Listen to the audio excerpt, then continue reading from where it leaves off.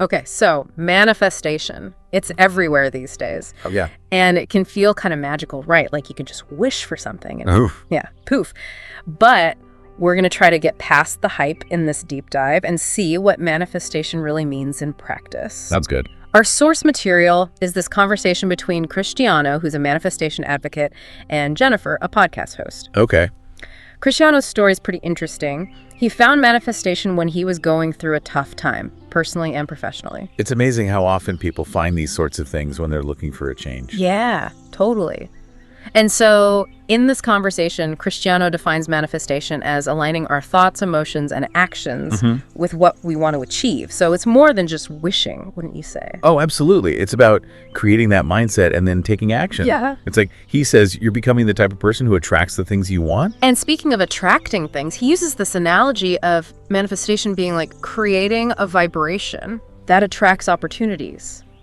But you still need to put in the work. He actually talks about how early on he would try to control every little detail of his manifestations. Oh, yeah. Like trying to micromanage the universe. Yeah, totally. I've been there. And letting go of that control and trusting the process. That's key, he says. It's about trusting the journey. And speaking of the journey, he talks a lot about gratitude. Yeah. So how does gratitude play into manifestation? Well, it's about shifting our energy towards abundance. Okay. It's not just being thankful when things go well. Right. It's about finding things to be grateful for now, even if everything isn't perfect. I love that. Appreciating what you have now. So let's get practical. Okay. How do we actually start manifesting things? Cristiano gives some tips, right? He does. He has 4 steps. 4 steps. First Yeah. one, clarity. Figuring out what you really desire. So not just what you kind of want, but what you really, really want. Right. Those deep down desires. That makes sense. Might take some soul searching, you know. Uh-huh. And then second step is visualization. Okay. Engaging all your senses. Imagine your dream life. So like, what do you see, hear, even smell? Exactly. Make it real in your mind. So we're clear on what we want, we're visualizing it. What's next? Gratitude practice. Okay. This could be something as simple as writing down 3 things you're grateful for every day. So we're shifting that energy towards the positive. Yes. But what about actually taking action? Where does that fit in? That's the 4th step. Inspired action. Okay, Taking steps that are in line with your goals, even if they're outside your comfort zone. I like that. Pushing yourself a little. Exactly. Could be trying something new, learning a new skill. So we've got these 4 steps: getting clear on what you want, visualizing it, practicing gratitude, and then taking action. It's a system.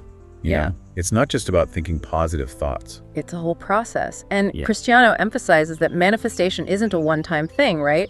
It's a journey. Yeah, he talks a lot about patience and trust. So even when things feel uncertain or challenging, we have to trust the process. Exactly. It's a long game, not a quick fix. And just like a gardener tending their plants, we need to tend to our thoughts and actions, even if we don't see results right away. He really drives that point home in the conversation. Now, this next part really stood out to me. Cristiano talks about trying to manifest a specific outcome in his career, and he was visualizing, taking action, doing everything right, but it wasn't happening. Oh, I've been there. And then he realized something. What was it? He was actually afraid of what would happen if he achieved his goal. Oh, wow. He hadn't considered the potential downsides or the changes it would require. That's so interesting. Sometimes our subconscious can really hold us back. So how did he overcome that block? He started exploring his fears and limiting beliefs. Okay. He realized he was holding on to an old story about himself, that he wasn't worthy of success. That's powerful. So manifestation is also about self-discovery, facing those inner blocks. Yeah, it's about aligning our inner world with our outer desires. It makes you think, right? Does a lack of self-worth sabotage our efforts? Oh, absolutely. If we don't believe we deserve it, we can block those good things from coming in. It's like sending mixed signals to the universe. Exactly. We're saying, I want this, but also, I don't deserve it. So how do we build that self-worth? It's a journey, but acknowledging our strengths and accomplishments is a good start. Right, focusing on the positive. Instead of just our flaws. Yeah, celebrating those wins, big or small. Exactly. And remember, self-worth isn't about being perfect. It's about accepting who we are. Flaws and all. Exactly. This is really shifting my perspective. Manifestation isn't just about attracting external things. It's about inner transformation too. It's becoming the best version of ourselves. And Cristiano keeps reminding us it's not a quick fix. Right. He's all about patience and consistency. Trust the timing, keep going even when you don't see immediate results. Like planting a seed. You nurture it and trust it will blossom. Exactly. But sometimes it's easy to want to give up when you don't see those results right away. Oh yeah, I've been there. So how do we stay resilient? How do we bounce back from those setbacks and keep going? That's where the real growth happens. It's about cultivating those qualities within ourselves that allow us to receive those things. Yes, it's about becoming the version of ourselves who is ready for that abundance. You know, one thing I've always wondered is, what if what we're manifesting isn't actually good for us? What if the universe has something better planned? That's a good question. Like, are we getting in our own way sometimes? Cristiano talks about surrendering to a higher power or a greater intelligence. Okay.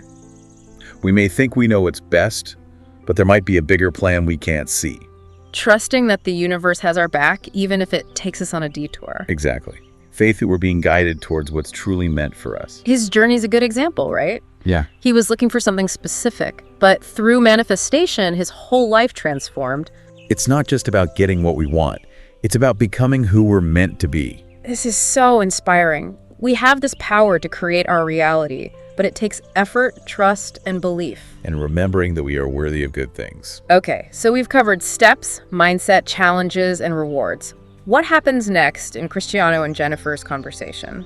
Well, they start talking about a time when Cristiano used manifestation to overcome a major fear. Oh, I want to hear about that. He had this lifelong fear of public speaking. Oh, I can relate to that. It was so bad that even thinking about giving a presentation would send him into a panic. Yeah, public speaking can be nerve-wracking, even for people without a phobia. Exactly. And for him, it was a big barrier. So how did he use manifestation to tackle this fear? He started by shifting his mindset. Okay. Instead of focusing on the fear, he started visualizing himself confidently delivering a presentation. Interesting. So he's picturing himself as a confident speaker. Exactly. Calm, composed, in control. He even imagined the audience smiling and nodding as he spoke. Like rewiring his brain, creating those new positive associations. Exactly. But visualization was just the first step. He also took action. Okay, what did he do? He joined a public speaking group and started practicing. So he combined the inner work with the outer work. Precisely. And over time, with practice and visualization, his fear started to fade. Did he ever fully overcome his fear? Well, he shares a story about landing a major speaking gig at a conference. Wow.